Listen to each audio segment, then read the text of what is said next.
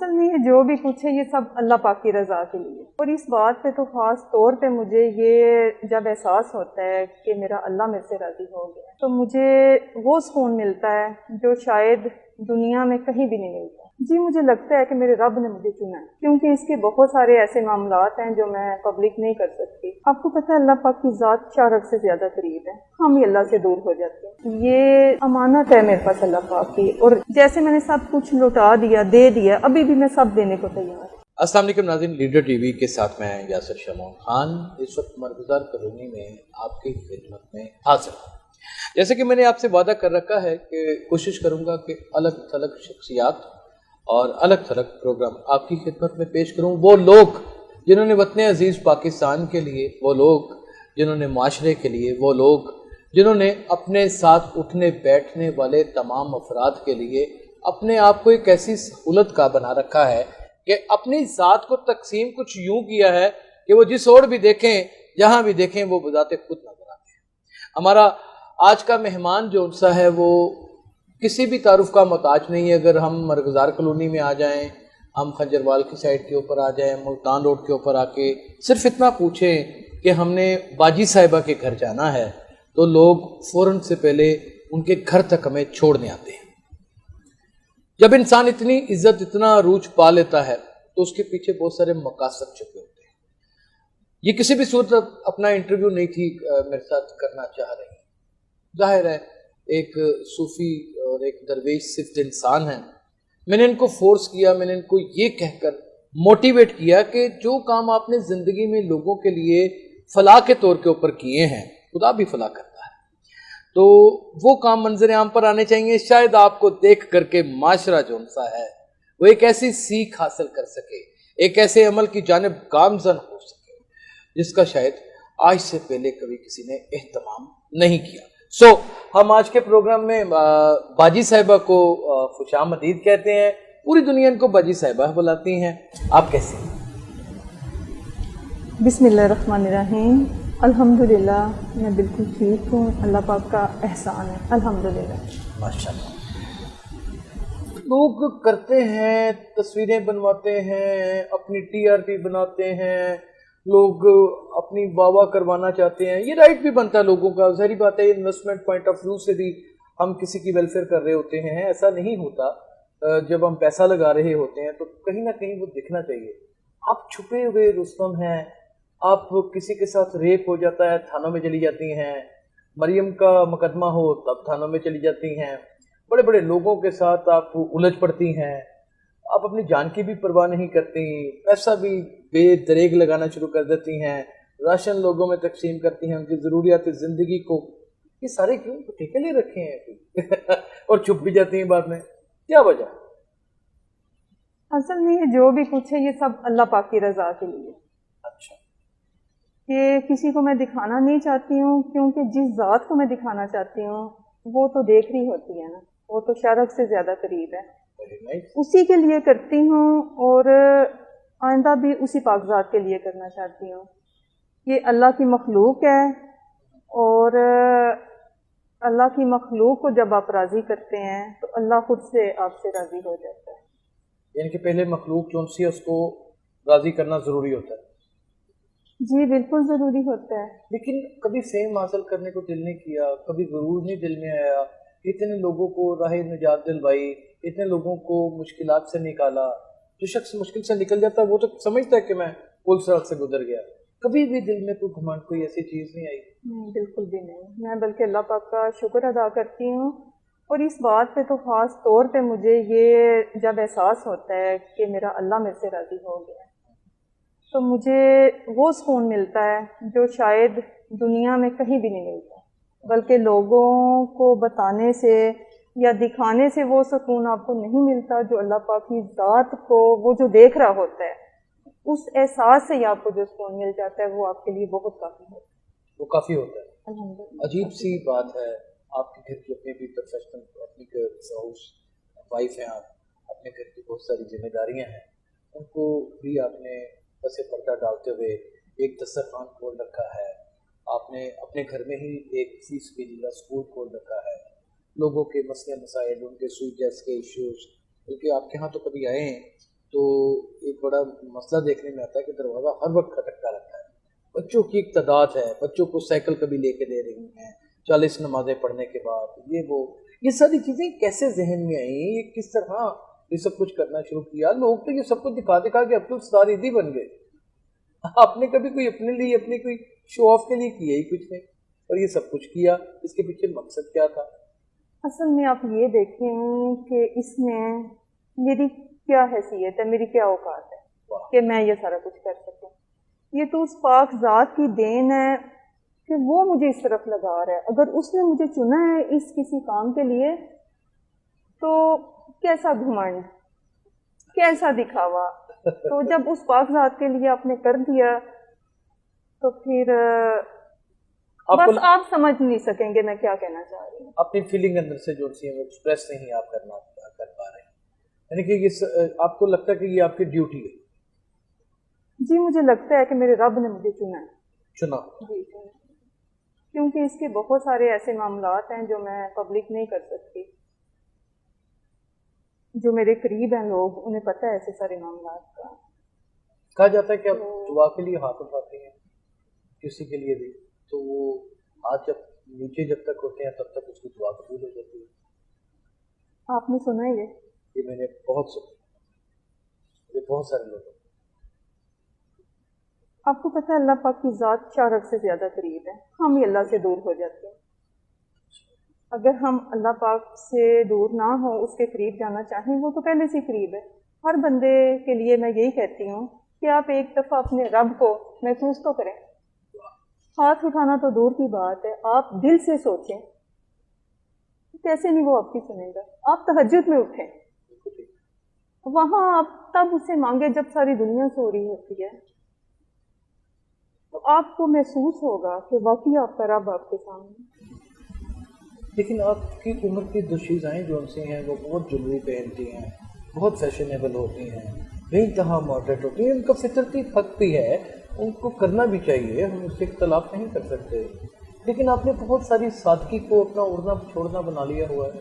ایک حجاب, پھر اس کے اوپر نقاب, پھر ایک چادر, اور پھر درویشانہ سا. ویسے مجھے تو یہ لگتا ہے کہ یہ ابھی بھی کم ہے, ابھی بھی یہ کم ہے. دنیا داری ہے, یہ سارا کچھ کرنا پڑتا ہے. آپ کو پتہ, کبھی تو میں یہ بھی چھپ چھپ کے روتی ہوں, سوچتی ہوں کہ یہ جو میں آ کے سامنے بولتی ہوں کہیں اس سے بھی مجھے کوئی گناہ تو نہیں ملتا. پکڑنا ہو, لیکن ایسا تو نہیں ہے. یہ تو یعنی کہ نظر آنا چاہیے, کم از کم لوگوں کو پتہ ہونا چاہیے. اس سے وہ لوگ جو آپ سے استفادہ نہیں حاصل کر سکے روحانی طور پہ. ناظرین آپ کو ایک بات بتاتا چلا جاؤں کہ میم جونسی ہیں وہ باقاعدہ طور پہ روحانیت کے اوپر بہت بلیو رکھتی ہیں, بہت ان کے اوپر کرم ہے اللہ تعالیٰ کی ذات کا. واقعی ان لوگوں میں سے ہیں جن کو خدا چن لیتا ہے, یہ دعا بھی لوگوں کے لیے کرتی ہیں, ان کے لیے تدبیر بھی بنتی ہیں, ہر مسئلے کا حل بھی بن جاتی ہیں. اور اس کے ساتھ ایک بڑی ڈفرینٹ چیز ہے جو خواتین میں نہیں ہوتی, صنف ناسک ایک نام ہے, وہ دلیری اور بہادری ہے. ہر دوسرے بندے کے ساتھ یہ کسی کے حق کے لیے الجھ جاتے ہیں. ڈر نہیں لگتا, خوف نہیں آتا. ایک چھوٹی سی گولی ہوتی ہے, وہ لگ جاتی ہے, انسان کی زندگی چلی جاتی ہے. بچے بھی ہیں. جو اللہ سے ڈرتا ہے نا وہ کسی سے نہیں ڈرتا, سیدھی اور صاف بات ہے. اور جو اللہ پاک سے نہیں ڈرتا پھر وہ سب سے ڈرتا ہے. یعنی کہ اللہ کا خوف ہونا جو ہے وہ ضروری ہے. بالکل. آخرکار یہ آپ نے اتنی بڑی انویسٹمنٹ کی جو دسترخوان کی صورت میں, بچوں کو سائیکلیں لے کے دینے کی صورت میں, لوگوں کی بچیوں کی جہیز کی صورت میں, لوگوں کو راشن دلانے کی صورت میں. کووڈ کے دنوں میں باجی صاحبہ نے یہاں پہ تقریباً چھاؤں کر رکھی تھی, اور تقریباً 6,500 ہزار کے قریب لوگوں کو راشن جو ہے وہ مہیا کیا تھا. اور اس کے بعد بھی وہ رویا کرتی تھی کہ میں وہ سب کچھ نہیں کر سکی جو میرے دل کے اندر تھا. دل کے اندر تھا کیا اور کیا نہیں کر سکیں, اور یہ سب کچھ کیوں کیا؟ اصل میں یہ میں نے کیا ہے اللہ پاک کی رضا کے لیے. اور یہ میری جو انویسٹمنٹ ہے, سچی بتاؤں, یہ میں نے وہاں پہ اکاؤنٹ کھولا ہے. اس کو آپ میرا لالچ سمجھ لیں, یا آپ اس کو یہ میری آخرت کی تیاری سمجھ لیں. یہ میری آخرت کی تیاری ہے. اور یہ جو کیش ہے مجھے وہاں پہ چاہیے، یعنی دنیا میں نہیں چاہیے، وہاں پہ چاہیے. یہ سارا جو- کچھ اسی کے لیے ہے، اس پاک ذات کے لیے. یعنی کہ آپ سمجھتی ہیں کہ آپ ان لوگوں میں اپنا شمار کرنا چاہتی ہیں وہاں جو اس پاک ذات کے چند لوگ قریب جو اللہ پاک کے پسندیدہ بندے ہیں، ان میں اللہ پاک مجھے ان میں شامل کرے. میں ہر ٹائم اللہ سے یہی دعا کرتی ہوں. تو یہ لوگ کیسے لگے؟ خاندان سے چدرانی ہیں، آپ کو زمین جائیدادیں ورثے میں ملی ہیں، اللہ تعالیٰ کا کرم آپ کے اوپر شروع سے رہا ہے، آپ کا پورا خاندان ہی جون سا ہے انہوں نے گاؤں دیہاتوں کے اوپر اور زمینوں کے اوپر راج کیا ہے، ڈیرے داریاں آپ کا نصب النین رہا ہے، لیکن آپ ان سے بالکل مختلف ہیں. آپ نے اپنے آپ کو ایک درویش سی کی صورت میں ڈھال رکھا ہوا ہے. اصل میں میرے فادر بھی سمجھ لیں اسی لائن سے تھے، میں نے انہی سے سیکھا ہے. فقیر آدمی تھے. جی، ان کا جو ہمارا علاقہ وہ سب لوگ انہیں اپنا مائی باپ کہتے تھے. میں نے ان سے بہت کچھ سیکھا ہے، اور ابھی بھی یہ میرا جو کچھ ہے یہ میں بارہا کہہ چکی ہوں، یہ امانت ہے میرے پاس اللہ پاک کی. اور جیسے میں نے سب کچھ لوٹا دیا، دے دیا، ابھی بھی میں سب دینے کو تیار ہوں. اچھا. مجھے کچھ بھی نہیں چاہیے. یہ دنیا سمجھ لیں کہ جیسے ہوتے ہیں نا کہ اب اس سے بڑھ کے کیا کہوں کہ یہ آخرت کی تیاری میں کر رہی ہوں. جو بندہ آخرت کی تیاری کرتا ہے پھر یہ دنیاوی چیزوں میں کیا اس کی دلچسپی ہوتی ہے. آپ کو لگتا ہے کہ زندگی بہت پرلطف سا ہے، بڑی رونقوں سے بڑی ہے، لیکن آپ کا اس کے ساتھ لگاؤ نہیں لگتا؟ آپ آخرت کی تیاری میں جس زندگی کی یا جس لطف کی میں بات کر رہی ہوں، جو بھی بندہ اس سے آشنا ہوتا ہے پھر یہ دنیاوی ٹیسٹ تو بہت ہی بےمانی سی لگتے ہیں. یہ کچھ بھی نہیں ہے. اصل ذائقہ وہ آپ اگر چکھیں گے جو آپ کا اور آپ کے رب کا ہوتا ہے، جو رب سے آپ کا عشق اگر میں کہوں، میں اس قابل نہیں ہوں. میں کوشش کرتی ہوں کہ میں یہ کہوں کہ میں رب سے عشق کرتی ہوں اور میں اس پہ پورا بھی اترنے کی کوشش کرتی ہوں.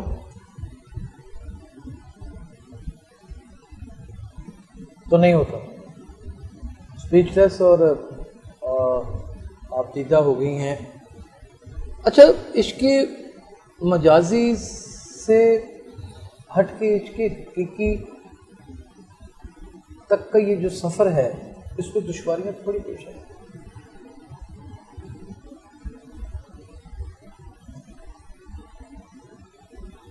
عشق مجازی میرا خیال ہے تھوڑا آسان ہے. آسان نہیں، سوری، اس کو کٹ کر دیں. جو عشق مجازی ہے وہ مشکل ہے.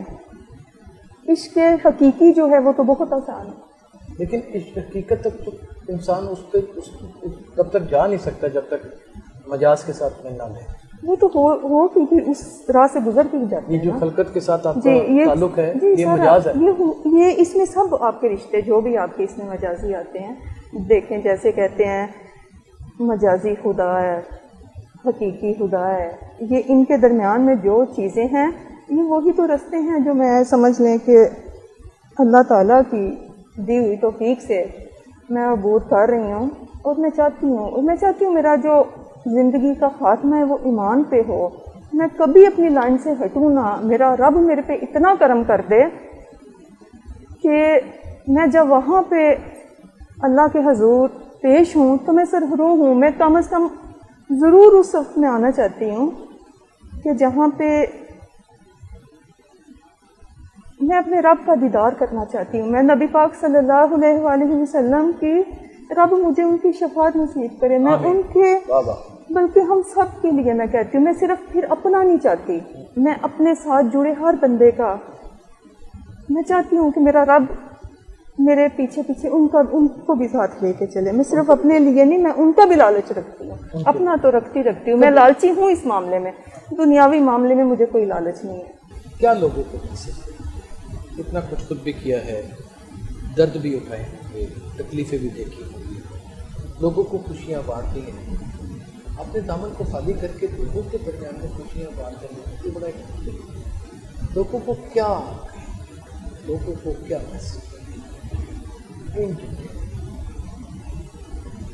میں لوگوں سے یہ کہنا چاہتی ہوں کہ اپنا دل صاف کریں.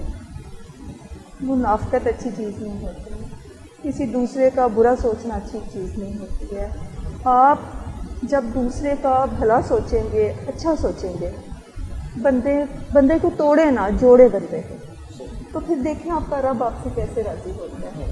آپ دوسروں کے لیے آسانیاں پیدا کریں، آپ کا رب آپ کے لیے آسانیاں پیدا کریں گے. اب میں ایک اکیلی عورت ہوں، یقین کریں کہ یہ سارا کچھ میری اتنی بساط نہیں ہے. میں یہ جو کچھ سارے سلسلے ہیں، میں اتنی روگی نہیں ہوں. سیدھی سی بات ہے، یہ میرے رب کی کرم نوازی ہے. یہ ڈیپینڈ کرتا ہے آپ کی نیت پہ. اگر آپ کی نیت ٹھیک ہے تو پھر سب کچھ ٹھیک ہے. اپنی نیت ٹھیک کر لیں، نیت کو ٹھیک نیت ٹھیک کر لیں، اس میں سے فطور نکال دیں، فطور نکال دیں، لوگوں سے پیار کریں، تما نکال دیں، ہاں بھلا سوچے دوسروں کا، لالچ نکال دیں. لیکن ہم یہاں پہ ناظرین کتنی بڑی بات کر رہی ہیں. ہم یہاں پہ عجیب قسم کے اپنے دل میں ساڑے، عجیب قسم کے جلاپے اور عجیب قسم کی ایسی علائشیں پال کے رکھی ہوئی ہیں لوگوں کے لیے کہ جس کی بدبو سے ہمارا پورا جسم جھلسا ہے. وہ ایک عجیب سی بدبو ہے. آپ کو شمار کر دیتے ہیں چند لمحوں کی خوشی، چند لمحوں کا سکون جو کسی کو تکلیف دے کر کے حاصل ہو. وہ دراصل سکون نہیں، وہ ایک قبر کا عذاب ہوتا ہے جو ہم اپنے لیے سمیٹ کے رکھتے ہیں. ایسے لوگ جو اپنی داستان اپنے آپ کو ختم کرنے کے بعد لوگوں کے لیے جی کے بناتے ہیں، انہیں باجی صاحبہ کہتے ہیں. اور یہ معاشرے کے وہ لوگ ہیں جو ہر 10 قدم کے بعد ایک ساتھ ہو کر نظر آتے ہیں اور یہ کوہوں، میلوں اور رقبوں میں اس طرح پھیل جاتے ہیں کہ پھر ہر فرد جو سا ہے ان کی خوشبو سے، ان کی سادگی سے، ان کے بہت پیارے عمل سے مہک اٹھتا ہے، معطر ہو جاتا ہے. خدائیں جب معطر ہوتی ہیں تو پھر خدا ایک درویش ہوتا جاتا ہے. وہیں سے 2.5 قلندر حضرت رابعہ بصری جیسے ہماری دعا ہے کہ ہم معاشرے میں ان لوگوں کو تلاش کر سکیں، جان سکیں جو لوگوں کے لیے نجات کا رستہ بنتے ہیں، جیسے باجی صاحبہ ہیں، اور ان کو ہم موٹیویٹ کریں، مجبور کریں، لے کر کے آئیں اور آپ کو دکھائیں کہ یہ معاشرہ جون سا ہے یہ صرف گرم اور ٹھنڈی ہواؤں سے نہیں چلتا، اس کے پیچھے کچھ چھپے ہوئے لوگ ہوتے ہیں اور وہ یہ لوگ ہیں. اپنا بہت خیال رکھیے گا. اللہ حافظ.